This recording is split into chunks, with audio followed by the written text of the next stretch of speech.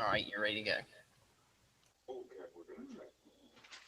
Ready to go. Okay, ready? All right. I'll call this meeting to order. We're holding this meeting electronically so as to conduct necessary city business as statutorily required or necessary during this COVID-19 pandemic crisis. We are eligible to hold this meeting because I, substituting for the mayor, find that 1, the governor has declared a statewide emergency under section 44-146.17 of the Code of Virginia. 2, the catastrophic nature of the emergency makes it impractical or unsafe to assemble a quorum in a single location.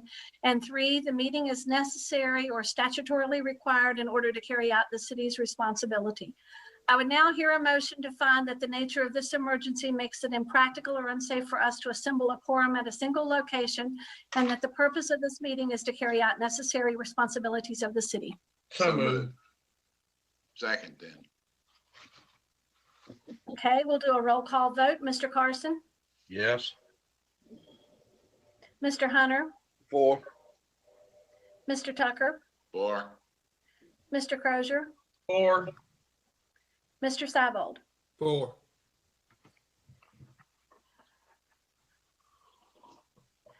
The purpose of this called meeting is to reorganize Covington City Council and elect a mayor and vice mayor.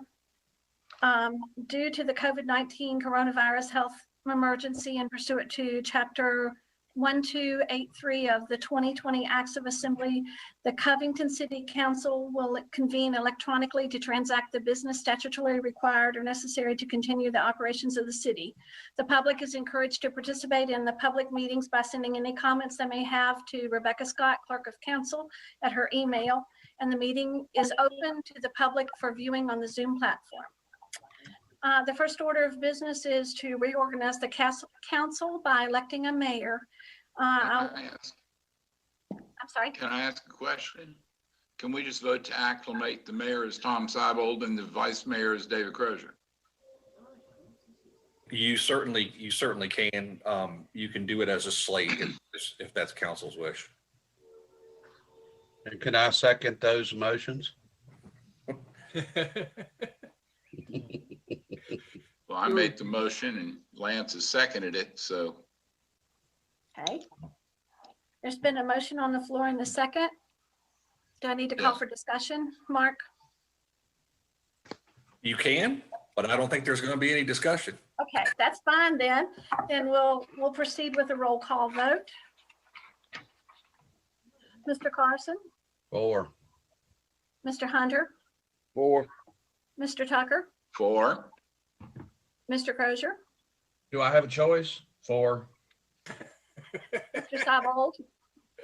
4. Okay, It's already done before I got to vote. That's the way it always is. You're stuck. You're stuck, buddy. all right, it's your turn. Now, I guess we need to close the boss call said- meeting. Ma'am, go ahead. I was just saying congratulations, Oh, well, thank you. both. Yes. We'll go on and close the called meeting. Guess we need a motion to do that. So moved. Second. All in favor? Aye. Okay, that called meeting's closed. Mark, would it be okay if we just go by the reading that Rebecca or that Becky did at the beginning? Or do we need Yes, to sir. read all that again? No, that's fine because you're doing them back to back. Okay. So I want to call our regular work session to order tonight. We have several things on the agenda. Man, we got a lot on the agenda. First, we need to have a call of order and approval of the agenda that we have for tonight. Need a motion to approve the agenda for tonight. Move for approval. Second. All in favor? Aye. Under appointments, is this to be placed on next week's agenda, or is this something, we can't vote on this now, can we?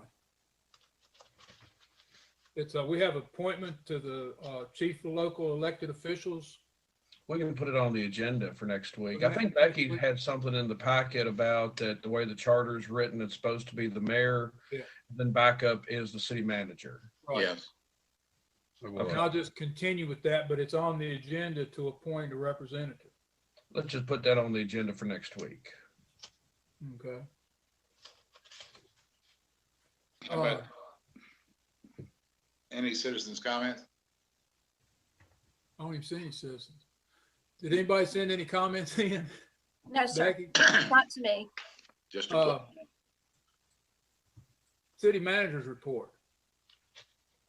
Is that We're where we're already going? at that? Oh, we're already at that. All right. Sorry, my cat is laying on all my papers. Sure. No, he is, because I'll now make he's my moving. homework. So, all right, my report, and I apologize, I'm still, if I'm nasally or anything.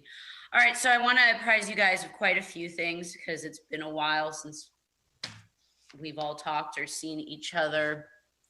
And want to cover some things related to economic development, joint service efforts, and CARES, as well as our active projects. So and if you need a copy of this or anything afterwards, just feel free to let me know. With economic development, work continues with our consultative services for the Allegheny Highlands Economic Development Corporation.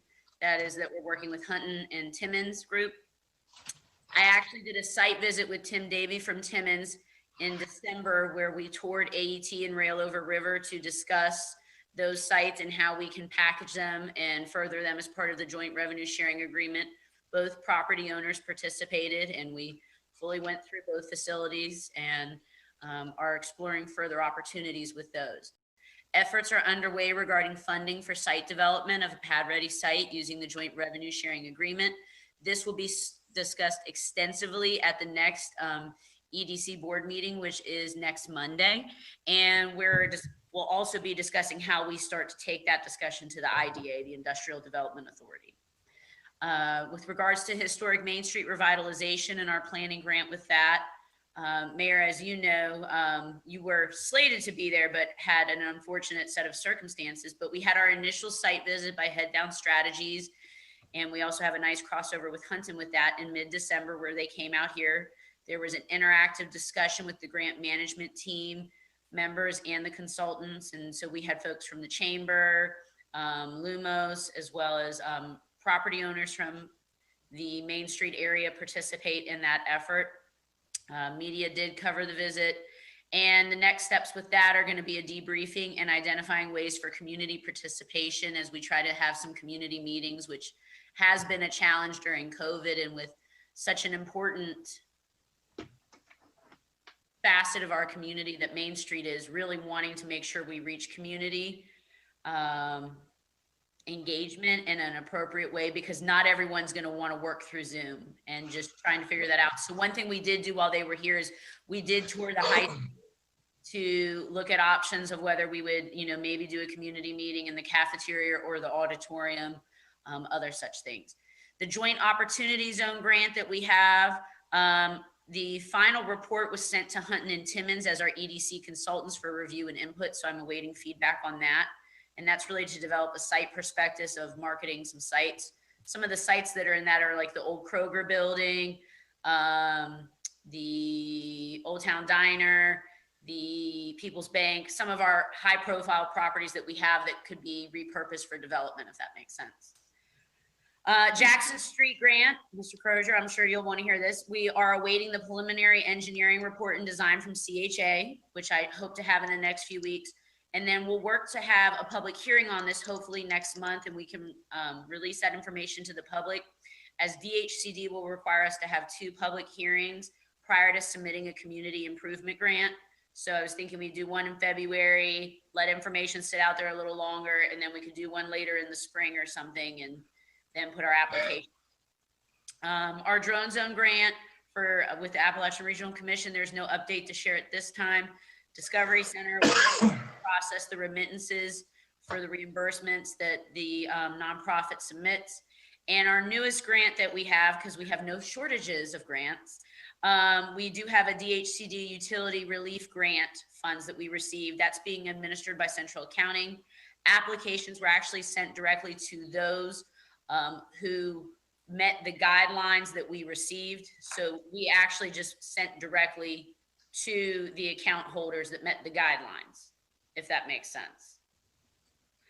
And I am continually working with VDOT, Hunton, and Timmons on a path forward for Rayon Bridge as it poses economic to logistic efforts for our existing major industry and as an impediment to future growth at prime redevelopment sites that can be used for a variety of target markets. And I will say that I've had probably within the last month, 4 to 5 discussions with VDOT, several with Hunton's lobbyist, and I've also spoken with Delegate Austin as well. Mark, could you please stop laughing because now I'm going to be distracted.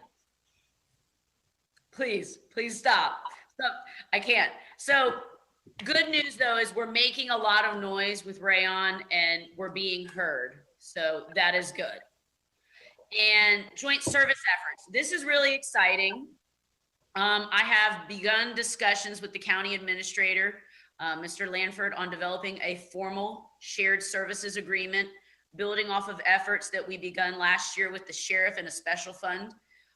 What we really want to do, and Mark has started to help with a draft on this, is to outline an agreement for all shared services and actually transition all of them into special funds and outline the funding levels and things like that in a document that would renew automatically each year unless otherwise discussed. But the sheriff, and we would actually outline certain things like sheriff and other agencies like social services and things like that.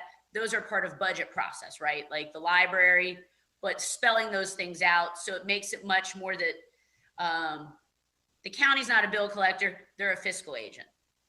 And everything goes through a much more budget accountability process for all of our constitutional offices as well as shared services. So I think that would be, for me, I think it's exciting news. For you all, it should be too, because it gives us a lot of good control of what we're doing year to year. Moving on to CARES, in case anyone missed it, our ability to spend is now extended through December 31st, 2021. So that now actually nullifies one of the agenda items that we placed on here. We have quite a few major projects underway, and I'll cover those right now using our CARES dollars. We have a first floor retrofitting, which involves larger windows for citizen services in our constitutional offices. So that means that our treasurer and revenue commissioner, they're going to be getting larger windows for customer service to pass like more documents through, to have better visibility, and they will be more distanced apart. We will also be doing a Office of Citizen Services on the first floor for citizen services, and working to kind of have specialized service days as well as generalized service, and working to keep the public on the first floor and keeping the building actually also more secure. We're also getting a new phone system. We have prepaid for 2 years of a service agreement and for the phones. And so we will now, for the first time, have caller ID, call waiting, call forwarding, and visual voicemail. So should we ever need to remote work again or do any of those things, it's a lot easier. I don't know if you ever call City Hall now or hear from citizens, but if they call my office or Parks and Recreation, we can't transfer. We have to tell them the number to call. So it doesn't make for a nice, warm customer service experience. And it's great that we can use CARES for that because it helps promote contactless service. So it's nice how you can work stuff in. We're also getting a citizen request system that will come with a mobile app and website service requests. And it's called C-Click Fix. And we have prepaid for a 2-year service contract with that as well. We hope to roll that out in late February, early March. But that's kind of nice. You'll be able to get a tracking number for your request and, call the city and follow up on it. So even if you feel like it fell in an abyss, you have a number and you can see, you can track it and we can put comments on it and those kinds of things. So very exciting things coming. And then that gives me as manager the ability to provide you all reports on the types of requests coming in, how we're doing with those and that kind of stuff. We also are working on touchless fixtures, and by that I mean automatic sinks and toilets and non-fabric chairs. Completed right now, we have flooring replacement to remove carpeting. That's well underway. I believe Mr. Crozier and Mr. Seibold, you both saw that the other day. We have motion sensor lights that have already been installed, automatic water fountains, sneeze guards, electrostatic sprayers that we've purchased. We've enhanced our custodial efforts and we've continued those in operational sites. And after all of our project costs, because I did go over quite a bit of a gamut of some retrofitting and other things, we will have limited funds remaining, which we will be holding solely for PPE and sanitation needs. Because we don't know if or when we will get additional federal dollars or state dollars or anything. So we just need to make sure that we keep funds available to meet the Department of Labor and Industry requirements. So with active projects, there's Maple Avenue, phase 2, slated completion with that, I estimate is within 30 to 45 days, weather dependent, and we are ensuring ADA compliance. And I do see that Mr. Steele has just joined. So do we have any questions on the ADA compliance or the project management aspect of this project? How fortuitous that I got to that right when he joined. Perfect timing. Any questions on Maple Avenue or the ADA ramp or any of the matters with that? Oh, you're talking about the ramp Mid- mid-street. Mid-block ramp. Which yeah. would make it turn into a one-way street, Yes, and it was et cetera. not compliant when we started the project. Okay, because I keep getting responses from people of the church, of course, and of course, Mr. Wilson, about that ramp not being there, and it was there prior to the new construction on Maple Avenue. So, you know, but if that's the way it is, that's the way it is. So. Yes, so I do understand, and I think there might be a misconception over what the grandfather clause is with ADA compliance. While that ramp was there prior to us starting the construction, it was still in public right of way. And so we were doing extensive enough work in the adjacent area that because it was non-compliant, we could not touch it, right? So you either made it compliant or you just brought it up to grade with the rest of their sidewalk, right? Correct. So with the project funds that were available, that is what we did, because then you're facing the other choice of having dedicated handicap parking right there and then creating a one-way street for just a block, which actually would create more traffic and traffic hazards from a traffic calming and flow perspective, and also create another issue when you're trying to manage, flow with your main street and stuff. Correct. So we made the decision with the limited budget that we had and what we were trying to work towards and not delay the project further, that was what needed to be done. There is an ADA ramp about 25 feet. At the corner. At the corner, yes. And we measured the turn radius and everything, and we met with VDOT out in the field and all of that. And, unfortunately, that was the best compromise that we could come up with at the time. Okay, I understand.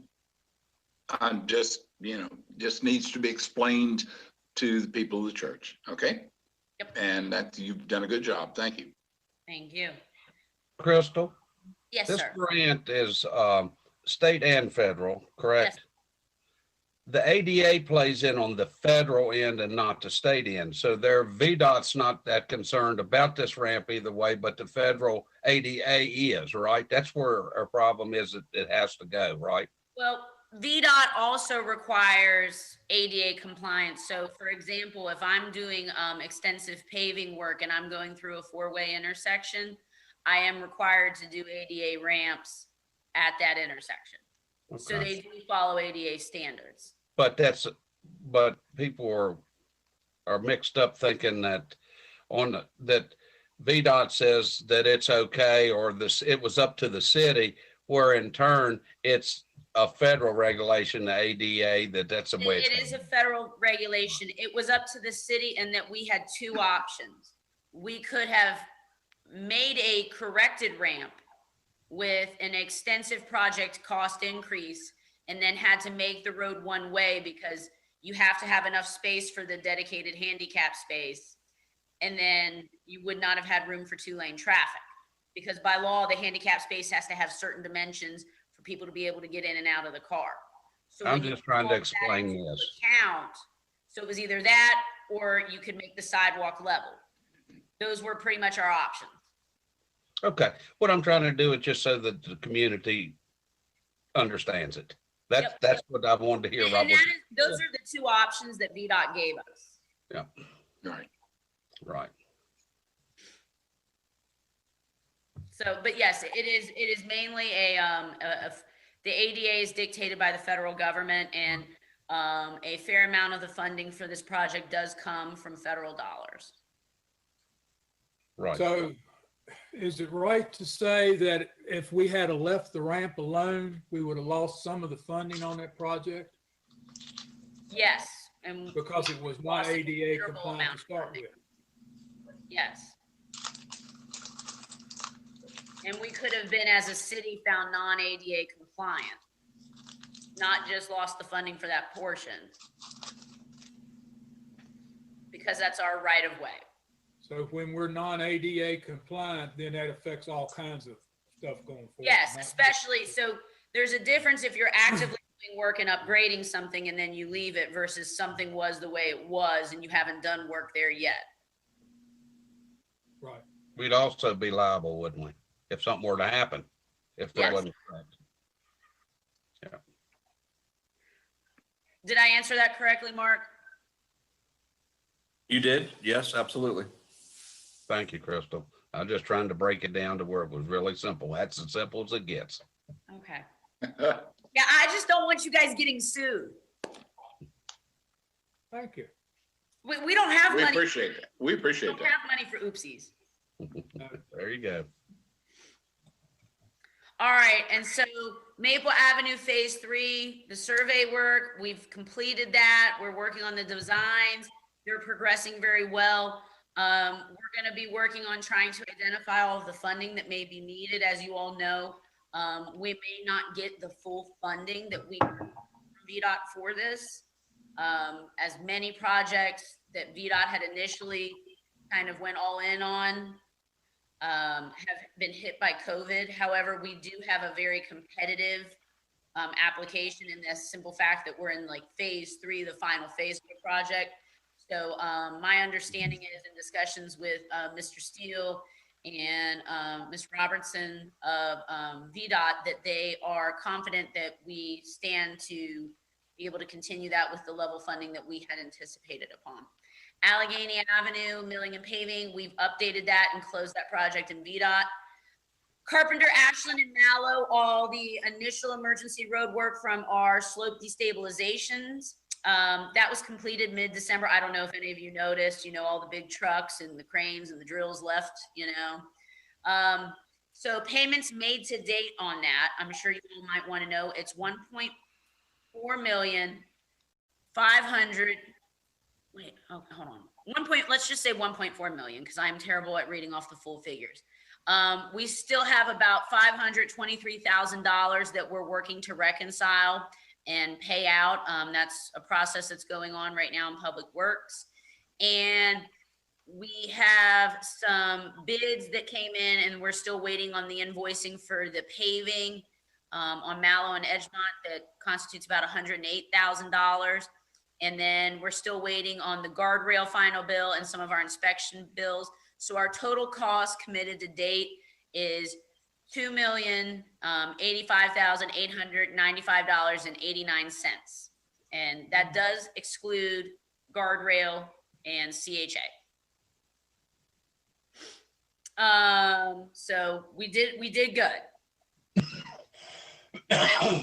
Well under the $3 million line of credit so far.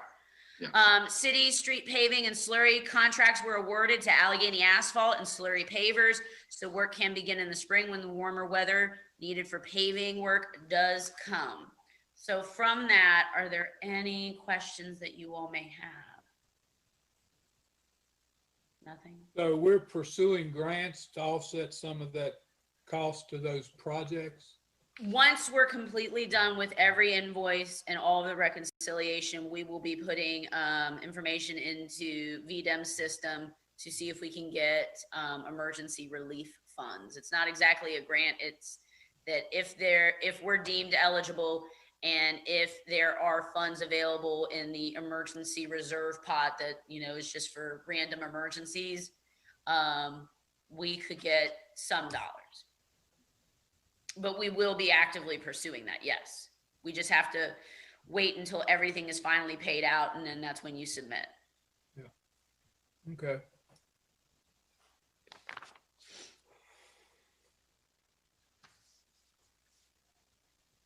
Anything else? Because I covered a whole lot of stuff. And I talk fast. So Stevie's also here to talk about Durant Road. Yes. And if you have any questions on the Maple Avenue projects or some of our other stuff, he's there. I see him. Yeah. I'm here. All right. So how much of Durant Road did you cover, Crystal? You didn't cover any of it, did you? No. So I was going to get to that as part of a discussion item Oh, okay. because I feel that it is also emergency work, and Mark and Stevie and I have discussed that. So as you can see where I'm going with that, because we have a line of credit. Okay. So do we could wait, or do you want to move the agenda item up? and Can we have that move the discussion? agenda item up and then Stevie could go on and go back to whatever he's doing behind that black screen there he's already got? Okay. So I sent you all this evening a report from CHA. We had the geophysical testing done of Durant Road, which I'm sure you all are aware has quite a few divots in it near Wendy's at that intersection. The road, as many of you all know, is built on a landfill, and landfills can create hazards over time with settling and voids. So we did the testing, and from that, I'll let Mr. Steele kind of go through some of the more technical stuff, if you will, Mr. Steele, and then I'll go through a proposed financial, strategy for solution after he goes over his report. Yeah, thanks, Crystal. So essentially what I did was generate a memo for Crystal and city staff outlining my engineering take on what was provided from THG. What they did was use a couple of different technologies to try to determine how deep and how far the landfill material extended related to the road and the subsidence issues that we're having in that area. And essentially, because of the vehicles that were in the parking lot at the time of the test, and the fact that the testing that they used is based on conductivity. So anything that conducts electricity, water, metal, anything of that nature, it impacts their ability to understand what's actually underground. So they were able to generate some profiles that show what they think is under the road and how deep it is until you get to it. They don't know how deep the soft material is. And essentially, what I don't want to see happen is for us to drill several holes and just start pumping concrete into a void and having no idea where that's going. We don't know if it's going to go into stormwater structures. We don't know if it's going to flow forever and end up into the river. So what I've recommended essentially works at least with what they have recommended at the end of their report, and that is to engage my geotech. And we're going to visit the site this week, inform Crystal that to better understand what challenges we have with mobilization, and put together a map that shows where we're going to do corings that essentially will be to refusal. And what that means in the engineering world, we're going to drill a little 1.5 inch diameter hole all the way down through material until we get to something solid. Then we'll evaluate those cores because we'll pull them out. We'll fill each of the holes up with grout so that immediately after that invasive drilling is done, you're right back to the road being useful. But those cores essentially will tell us how wide of an area we have to deal with in that particular area of subsidence failure, and how deep is the actual landfill material. Because some of the report indicates we could have as much as 10 feet of solid material directly under the road, but that the soft material actually begins then and could extend as much as 20 to 25 feet. So what I would like to do is better understand what we have to deal with underneath the pavement. And then if we can bridge that with something that allows us to not care what happens way down 20, 30 feet, if we can bridge it and make sure that we can keep asphalt in good condition, not keep throwing good at bad, then I'd like to be able to recommend that. But I've got to understand how far I've got to bridge, if I've got to do some underground geopiles to make that bridge a little less lengthy, etc. And so what I've been directed to do by the city manager and staff is to work with my geotech to put together what the cost would be to do that evaluation and be able to come back with a recommendation of how to address that issue before you put more pavement on it that just keeps sinking into the ground. Yep. Because one of the risks that we run is over time left unaddressed that this could become a sinkhole.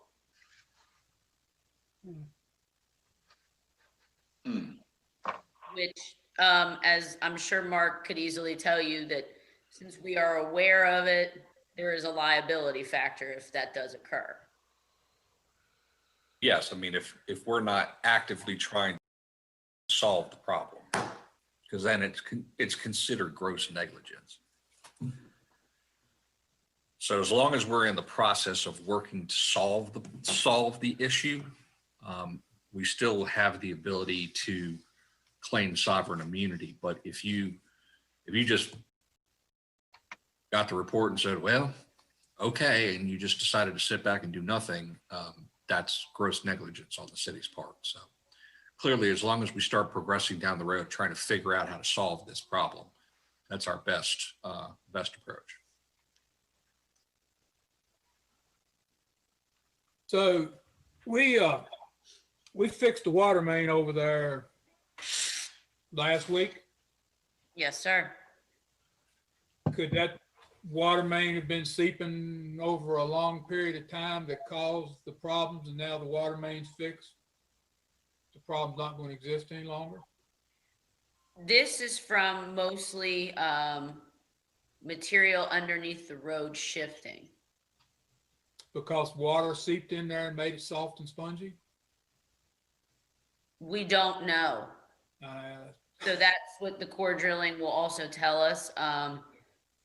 There are lots of instances where when there is infrastructure or structures above landfills or inactive landfills, of things shifting.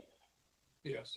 So this would not be abnormal to make the causal link that it's the matter that was buried that's just starting to shift and settle. So that landfill, when it existed, went all the way to the river and came all the way over to where the CVS building is.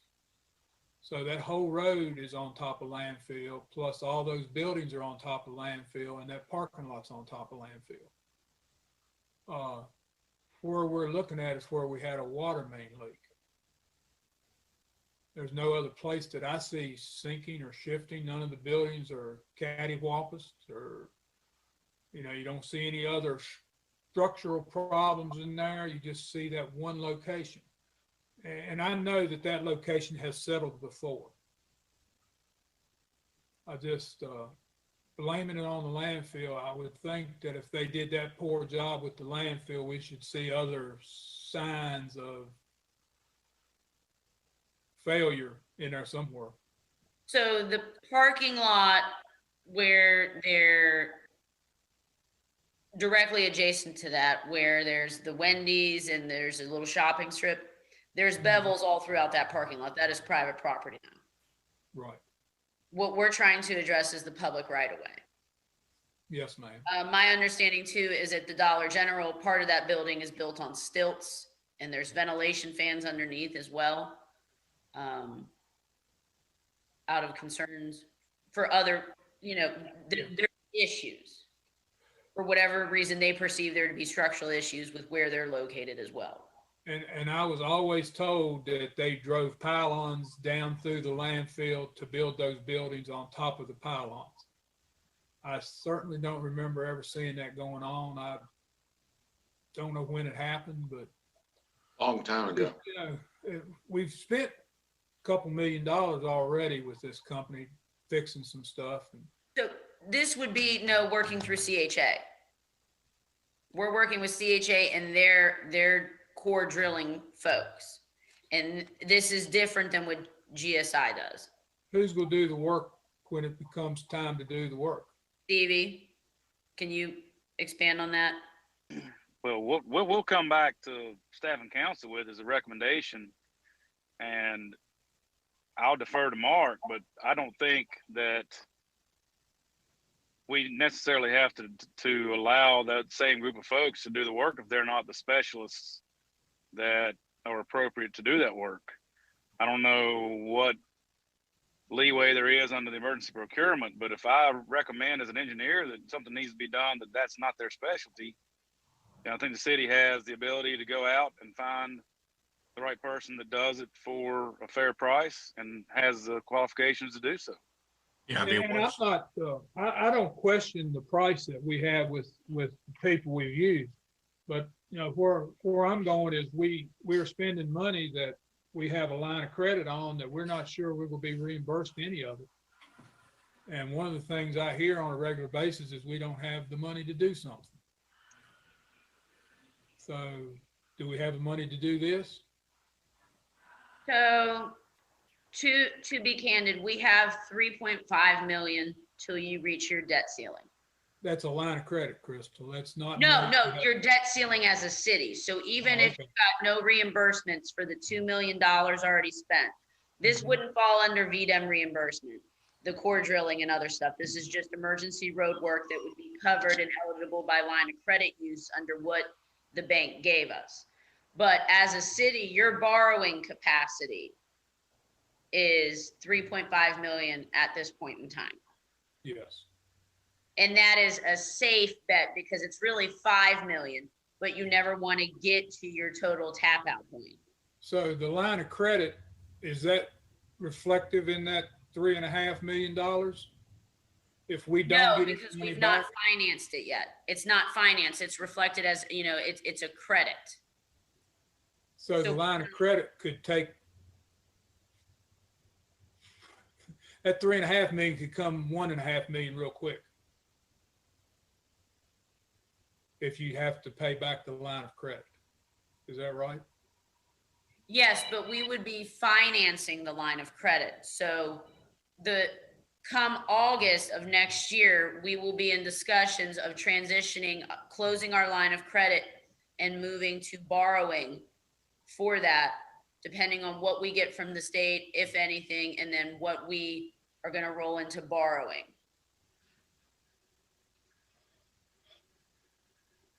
Can I interrupt real quick, Yes. Mr. Mayor? I'm real curious, and I'm just trying to figure this out in my head, and maybe Stevie will be able to explain it to me, but who authorized the construction of buildings and roadways on a landfill? I mean, how did that happen? It was done years and years ago. Yeah, that goes back to the 1970s. That was part of their, at the time, economic development strategy back in the 70s. Really? That would have been early 70s. They built the Durant Bridge early 70s. They made the 4-lane. 4-lane was actually supposed to go all the way to the city park, but it stopped at Burton Field. Yeah, that goes back 50 years to their economic development strategies at the time. Gotcha. So what we're seeing is the result of lack of proper understanding of what would happen to a landfill if you put stuff on top of it. Because I mean, nowadays that doesn't happen. It just doesn't happen. You can make it into a nice mound Virginia Beach has, where you can climb up it and go fly a kite, but there's no buildings that are going on it. So, okay. All right. Well, and Mayor, quite frankly, I kind of agree with where you went a little bit earlier in that this is really the only single area that we're seeing repeated failure. So the core drillings that I'm going to do are going to identify whether or not there is a compaction issue only in that spot. And we'll be able to see if it's damp material and if in fact it was contributed from a water leak or if there's moisture getting into that area. And the bottom line is we're not going to spend a lot of money to come back with some recommendations that the city can act on them, or we can look at some other options to try to buy some time to move forward, but using engineering logic to do so. So I don't think it was prudent to just drill a hole and start pumping concrete in until it started squirting out the other end. We're talking about doing something a lot more investigative, so we're not guessing at what might be the issue. And once we know what the issue is, then give me a chance to present that and tell you what options you have. And if I come back and tell you it's the solution can only be achieved by $1 million, then I'll tell you I appreciate working for the city and I'll roll out on my horse. But I understand the city, and we're going to be able to find a solution and that's not the answer. So I just need to be able to do this work so that I can come back with a educated summary of what the city has to deal with and what options we have to address it. So I guess what I'm looking for from you all and Stevie is, and we're wanting to get a consensus to at least do the investigative work to know what we're dealing with, so we can at least come up with a proactive plan. And I think, as Mark alluded to, as long as we show that we're working towards whatever long-term solution is, whether we know that we squirrel away a little bit of money every year, as long as we're demonstrating something, we have the ability to still claim the sovereign immunity. You know, it's just that we need to know what we're dealing with. And right now we don't know. Right. And so we can't properly plan from a financial management standpoint. So, but what I can do though, is because we don't have a budget line item for this, the little bit of cost that this will be, I was going to roll into the line of credit because it does fall under emergency road work. Right. That's what I was saying. And Mark agreed with that, with the way that the resolution and the bond council wrote it. And Right. so I would want the consensus from you all to do that, because we do have funds available to do that. And it's, as Mr. Steele mentioned, it's not going to be overly costly. It's just that we need to have information so we can give you all information as, you know, educated decision-making can occur. Yeah, I'm good with that. I was just looking at the way that was listed in the agenda, and it's to discuss Durant Road emergency repair using existing line of credit. I took that to mean whatever it took, we were gonna fix it. No, I think the intent is that we need to start developing a strategy, and part of that is the strategy is, you know, doing this investment work using the line of credit. I'm good with that. Yeah, All I'm good with like it. to have like a whole like sentence and a half for the agenda item. I try to keep it short, and sometimes I Yeah. fail. Clearly, I keep it simple and I fail. So maybe I just need to, you know, just be true to my wordy self. No, Do y'all have any idea of what kind of money you talking about for this? Mr. As Steele, far as the testing? core drilling. I mean, I can't imagine us looking at more than $10,000 to $15,000, and I'm going to try to keep it well under that. So, again, I understand the situation we're in, so I'm going to try to do is just enough to make sure I can come back to council with a presentation that I can stand behind, and I'll keep coming back and being able to look at you later. So, trust me, once I give Crystal a number, she'll work it down to half of that. So I just need to.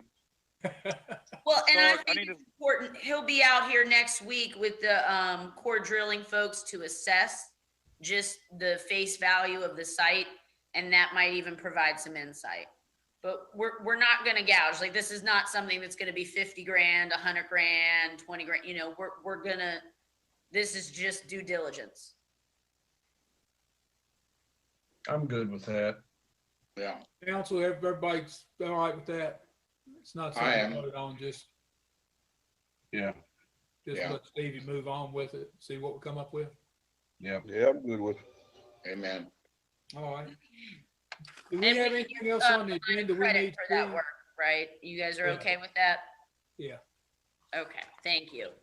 Do we need Stevie for anything else tonight? No, sir. Thank you, Mr. Steele. Thanks, Yes, Stevie. ma'am. Thanks, Did I- Stevie. Nothing on Maple or anything like that? Everybody's good? Yeah. We're good. Thank you, Stevie. Okay. Thank you, council. Thank you, Matt. Thank you, Crystal. I'll talk to you soon. You're welcome. Thank you. Bye. Do we have any old business unfinished that we need to discuss? We've got some items we need to place on the agenda for next week. The first one is to consider appropriation resolution 2101 regarding their contributions to the Covington Police Department for $250. Agenda. Yeah, The second one is to consider appropriation resolution 2102 regarding shop with a cop contribution to the city police department, Covington Police Department for $2,000. Agenda. agenda. So that's for the coming year? So this year, we didn't get to do it because Okay. of COVID. So this is this year's contribution, and we're gonna carry it over to next year Okay, and still reapply next year. So maybe next year we'll just have like a big, like, you know, whole truckload of toys we're just throwing out at people, you know? all right. That went on the agenda. Then we have appropriation resolution 2103 regarding CARES funding, utility customer relief. Crystal, could you explain that just a little bit? Yes, so DHCD, the Department of Housing and Community Development with the state, had a utility relief program that they were offering that localities could apply for to get dollars.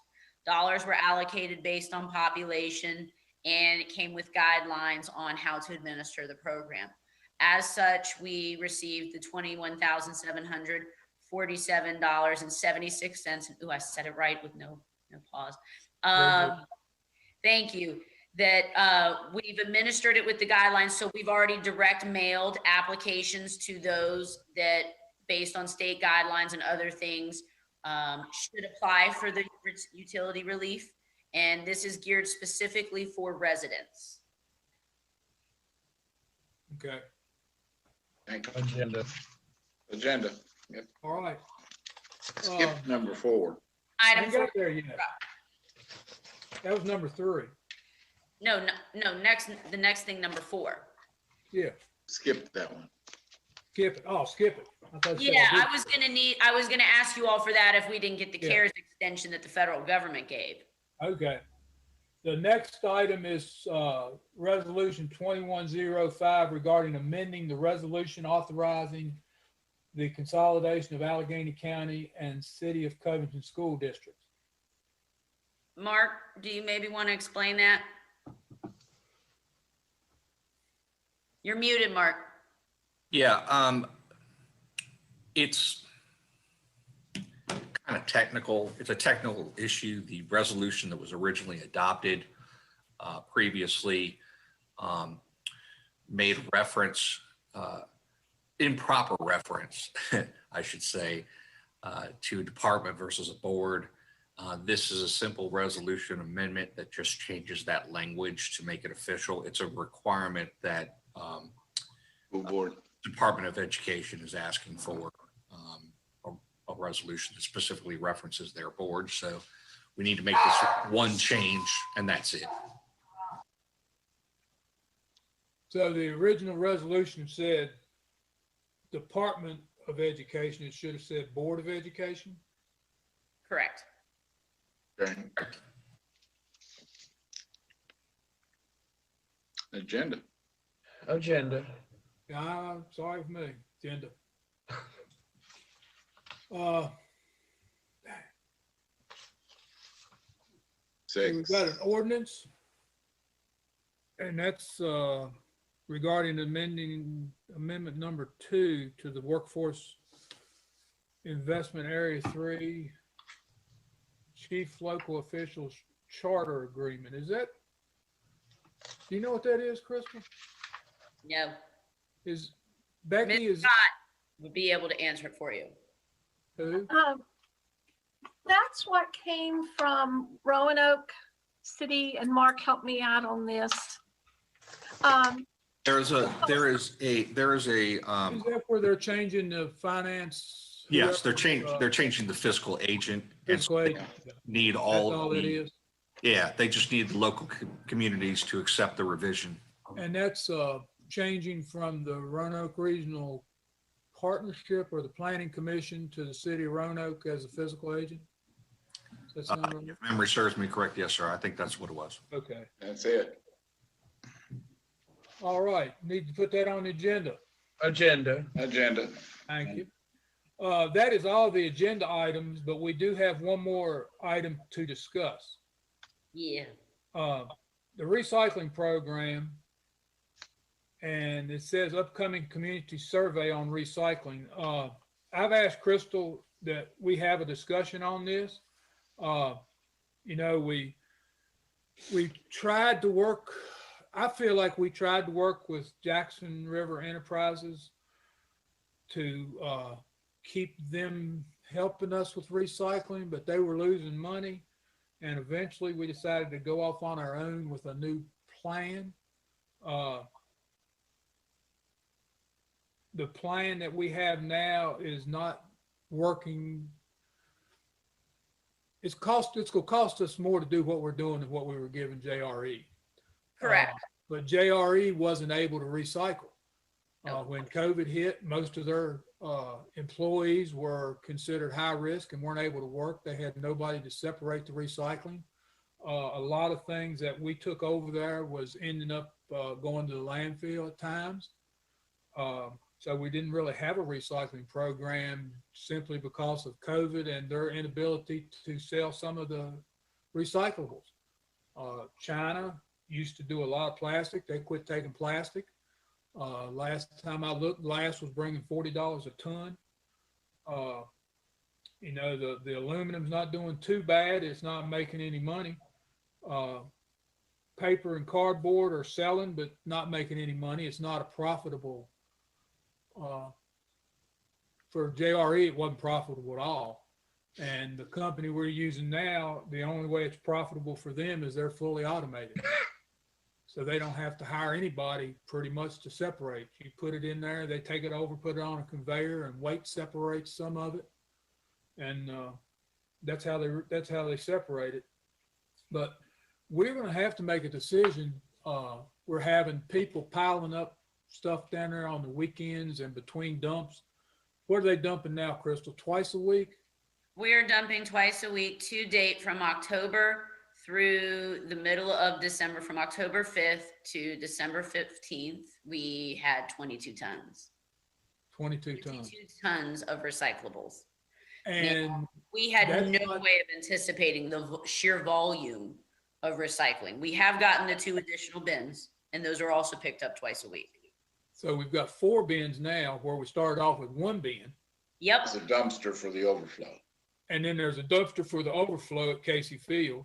Mm-hmm. Which Sunday morning, the bins were full, the dumpster was full, and trash was piled. And I don't know that it, excuse me for saying trash, recyclables were piled up all around the bins. Miss Scully that lives in Edgemont where the new bins are says that people are actually putting trash out beside the bins. It's not recyclables, but when they bring their recyclables, they're bringing their household trash and piling it up too. The county still uses JRE, and they have a recycling bin at Boiling Springs School, Stonewall Service Station in Callahan, the transfer station, Sharon Firehouse, Clifton Forge has a bin and Iron Gate has a bin for JRE, but JRE still doesn't have anybody to separate the recyclables. So I can only assume that most of that's going to end up in the landfill also. And there's not been anywhere outside of the city going towards Falling Springs or anything where quite a few of those residents do recycle, and I do know that they've contacted the county. And I am all about recycling. Debbie and I have recycled for years. But if we're taking it to the landfill, I'll just cut out the middleman and send it to the landfill myself. It saves me the trouble of hauling it to the recycling bin. You know, I know that anything goes in the dumpster at Casey Field goes straight into a garbage truck. They just take the truck down there and dump it. They pick stuff up around down there, and you know, it's a burden on Public Works to have to go down and clean that mess up all the time. That wasn't what we signed up for as a recycling program. I think that we're at a place now where we end recycling, which I don't want to do. We have some kind of a service fee, tax, something added to utility bills to pay for recycling because there's no money in it. It's just not paying for itself. I think we would have to hire somebody just to look after the recycling bins the way it's going right now. So, you know, the options aren't that good. I don't see any way we can do it like we're doing it. Mr. Mayor? Yes, ma'am. If I may, I think also too, when we embarked on this program, we may have also clustered too many bins and put bins in places that may have been far too convenient. It may make sense to break up some of the locations and spread them out more evenly in areas in the city to help alleviate that and make it more convenient for our actual residents to be recycling. We can also look at having smaller recycling receptacles in other locations. You know, small ones that are just, you know, 96-gallon tote trash cans that are just for recycling, or other things to try to help cut down on the stockpiling that seems to be occurring at the two bins that are at Casey Field, especially because of the convenience factor that is. It's, and you know, we just honestly didn't know what we were getting into. We did not know that the demand really existed to what it did. We did not have data on what was getting recycled before. Because it's very easy to say I'm driving into town or driving in and I'm going to go to Food Line or I'm going to go to Walmart and I'm going to swing by and drop off my recyclables. Oh, you've got a guest star. Yeah, and also, as Tom said, we also have people from the county that are coming by. I mean, it's much more convenient, you know, let's say if you live in Cherokee or any of the surrounding areas of the city, to drop it off in the city rather than go a much further distance to the county's receptacles. So, you know, we have that. And, you know, if the county wants to do it, you know, why not charge them a fee? The county is not interested at this time in ceasing their service utilization of JRE. Well, and there's no However, way. they do have a recycling bin at the transfer station. Yes, they do. Wonder where those go. They go to a landfill. We've gone in a different Compacted direction and in the sent to a county. landfill. Sorry, this is not where we wanted to take this. I think it's No, just, we've gone, that county chose to do one thing, we've chosen to do something else. And what we need to talk about is what we chose to do. And is it productive? Is it too costly? Are there any solutions? Those are the things we need to think about. I think, Crystal, one of the things you had suggested is doing a survey to see how many people are interested in recycling. yeah, I thought maybe we could do a survey that was very similar to what we did when we did our chief of police and director of public safety recruitment, you know, where it was just a 10-question, 2.5, maybe 3-minute survey max, if you will, of just assessing what the community's thoughts, wants, and needs are on recycling, and maybe use that to then help guide some additional internal discussions and some budgetary decision making. Because we are getting ready to embark on the budget process. Actually, our budget worksheets went out to all of our internal agencies yesterday. So it But would how be, are you gonna control the county, Crystal, from bringing it in here and putting it in the dumpsters? Unless we hire somebody to play dumpster police officer. we have game cameras and other things. We have put public notices out that it is for city residents and residences and businesses. I have communicated with the county the concern, but again, I can't police county residents. Right. I mean, but that's I the can't problem. police someone in their recyclables. I mean, we can't really directly, stand there with someone and ask to show your ID. We don't even do that. You know, a good recycling program, the public should police themselves. Mhm. You know, most people that recycle want to do that to help save the environment.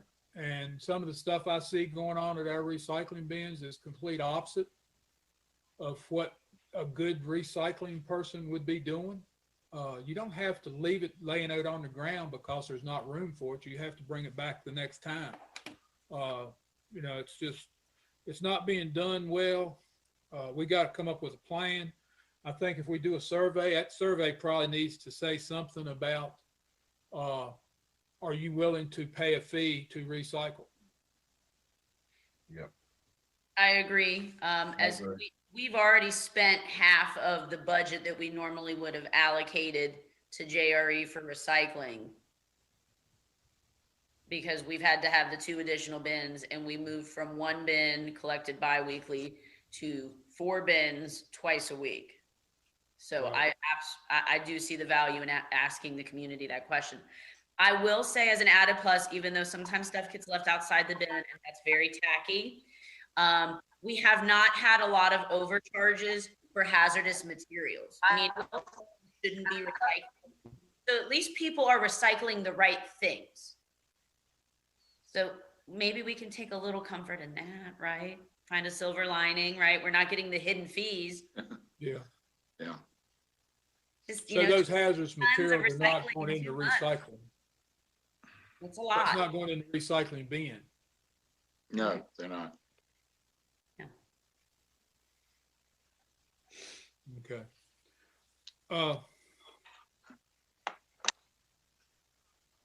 We'll get a survey together. I've already spoken with staff. We had an executive team meeting.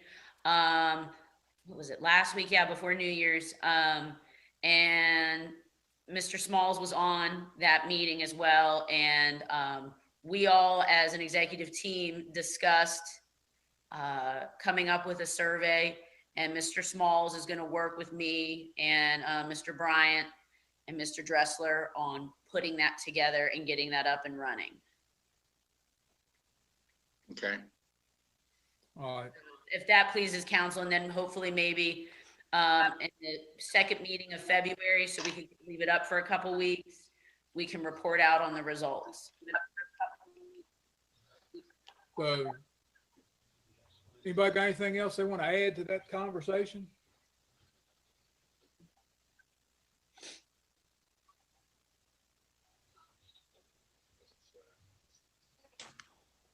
Nope. So we're going to move forward with looking about some kind of a survey. Yeah. Yes, sir. How are we going to address the issue of so much stuff being left until we get some answers? We can continue to put out public service announcements. We have signs posted that do state leaving items outside of the bin does constitute illegal dumping.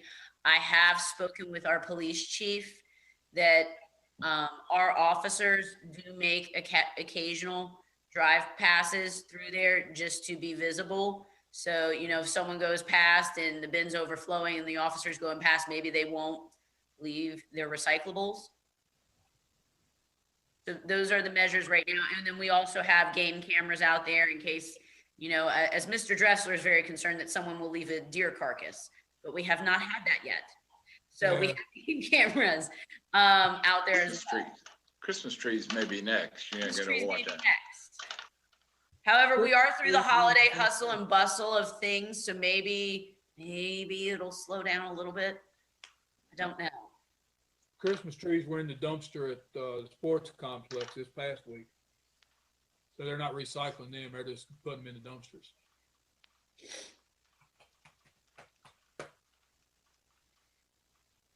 Anything else on that right now? Nope. We are at the point that we would ask for new business.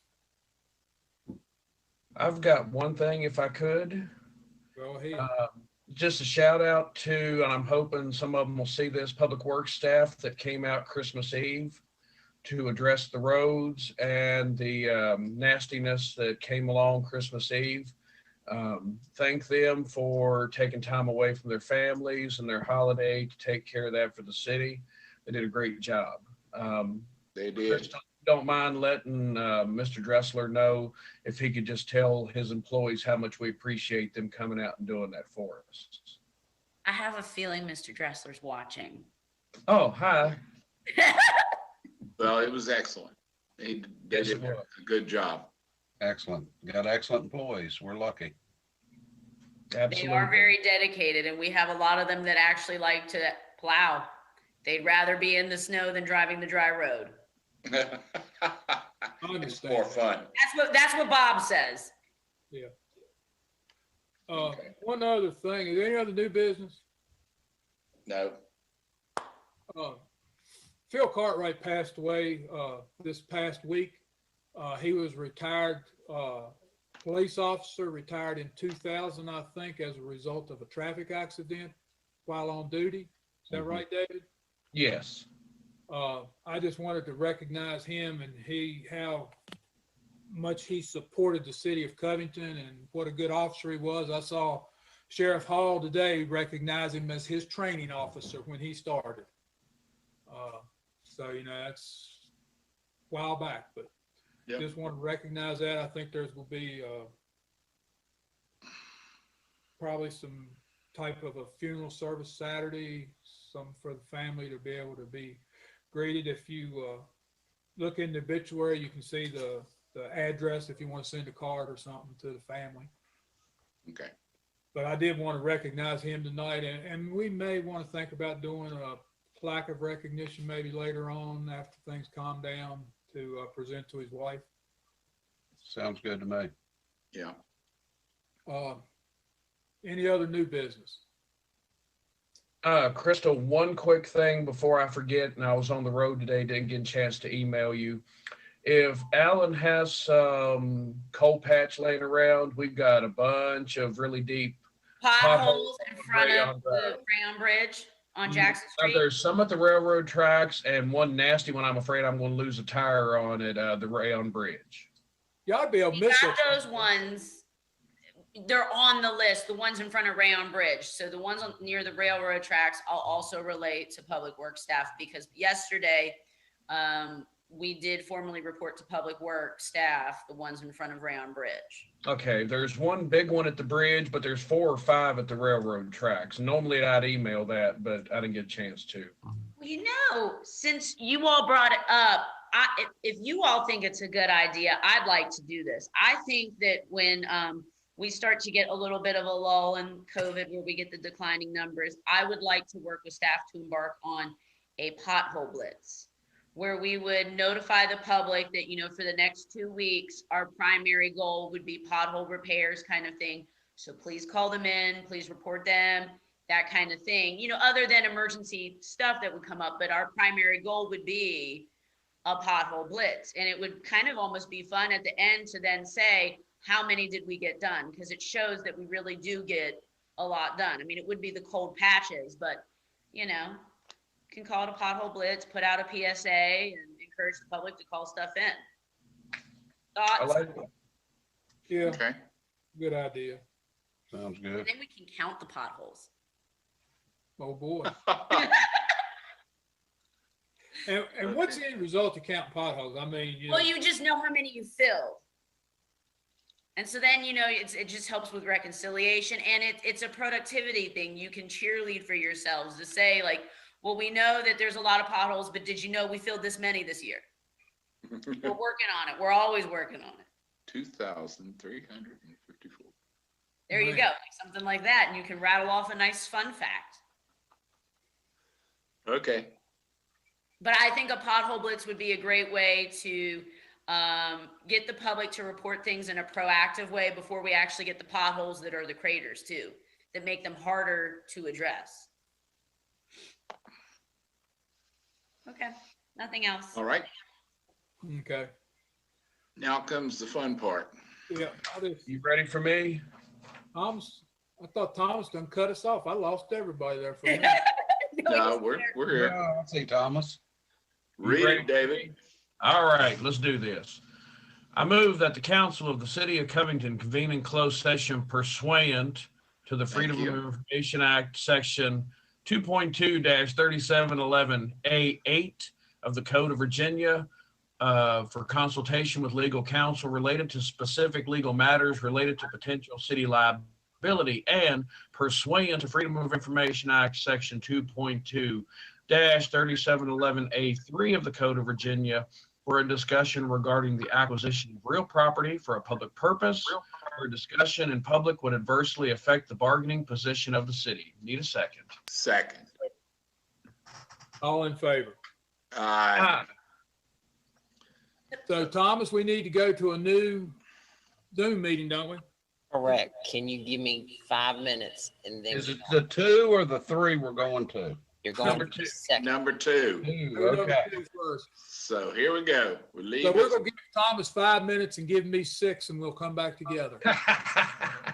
Okay, so we close this, right? Yes. Sleep. Yeah, Yes. that's the one you're in. Y'all see me, keep See y'all on in a going. minute.